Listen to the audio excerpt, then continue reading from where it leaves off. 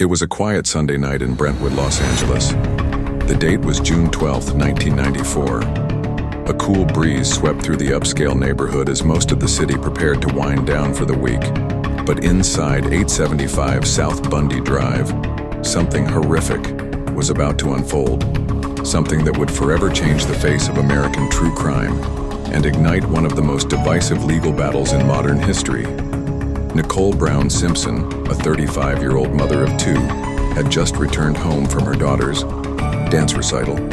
She had spent the evening with her family, smiling, laughing, completely unaware of what fate had in store for her. Nicole was the ex-wife of Orenthal James Simpson, O.J. Simpson, an NFL Hall of Famer, a Hollywood actor, and one of the most recognizable faces in America. Their marriage had ended 2 years earlier, marred by accusations of domestic abuse, fear, and emotional trauma. But even though the divorce was final, O.J. had not let go. Around 9:45 p.m., Nicole called up a local restaurant called Mezzaluna. Her mother had accidentally left behind a pair of glasses. A young waiter named Ron Goldman, just 25 years old, offered to drop them off at her home after his shift. Ron and Nicole were acquaintances, friends, some said, though there were rumors of something more. What no one could have imagined was that within the hour both of them would be dead, brutally murdered outside her home. Sometime between 10:15 and 10:40 p.m., someone entered Nicole's property. There were no signs of forced entry, no broken gates or shattered windows. The attack was sudden, violent, and filled with rage. Nicole was the first to be struck. She was stabbed multiple times, deep, savage wounds. Her throat was slashed so violently that she was nearly decapitated. Ron arrived shortly after, perhaps in the middle of the attack or moments after it had ended. He fought back. He had defensive wounds on his hands indicating a struggle. But he didn't stand a chance. He too was stabbed repeatedly, left lying near Nicole's body in a pool of blood. By 10:55 p.m., Nicole's dog, a white Akita, was seen pacing the neighborhood, its paws covered in blood. A neighbor noticed the dog acting strangely, whining, refusing to leave the front of Nicole's house. Following it, he stumbled upon a gruesome sight.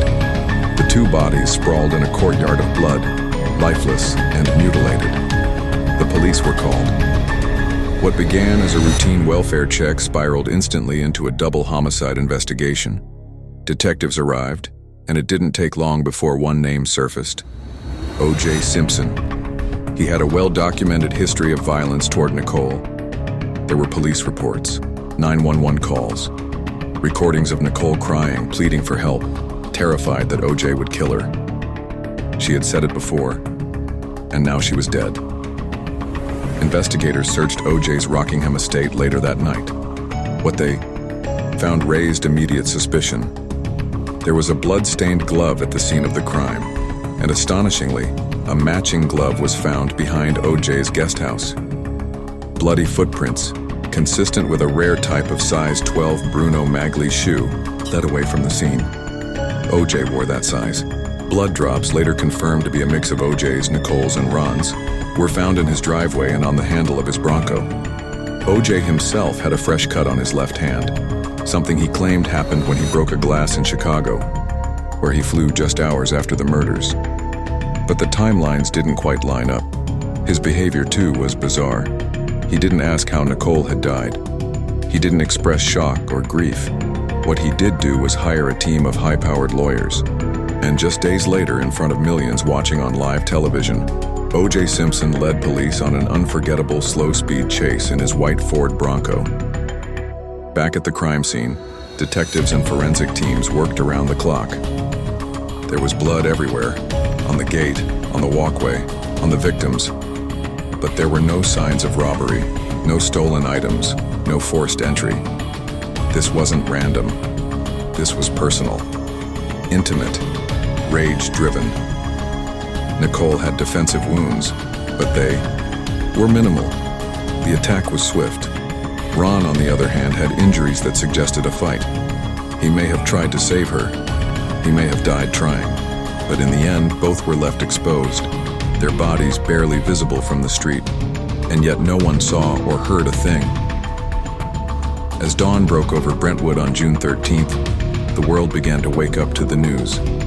2 people murdered, a famous name attached, and a country about to descend into a storm of media, race, celebrity, and questions that still echo to this day. The world had barely begun to process the brutal double murder of Nicole Brown and Ron Goldman, when just 5 days later, the story exploded into pure media chaos. On June 17, 1994, O.J. Simpson, former football legend, movie star, American icon, was supposed to surrender to the police. But instead of turning himself in, he disappeared. The LAPD labeled him a fugitive, and by evening, the nation was glued to their screens, watching the now infamous low-speed chase unfold on live television. O.J., inside a white Ford Bronco driven by his friend Al Cowlings, held a gun to his own head while over a dozen police cars followed from a distance. Freeways were shut down. People stood on overpasses with signs of support.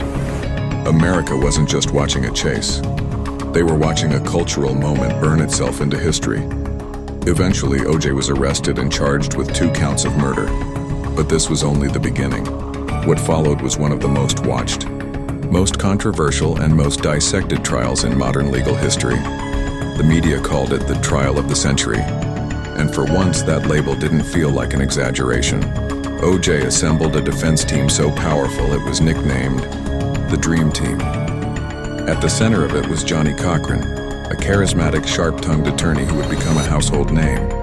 Alongside him were legal giants like Robert Shapiro, F. Lee Bailey, and Harvard's Alan Dershowitz.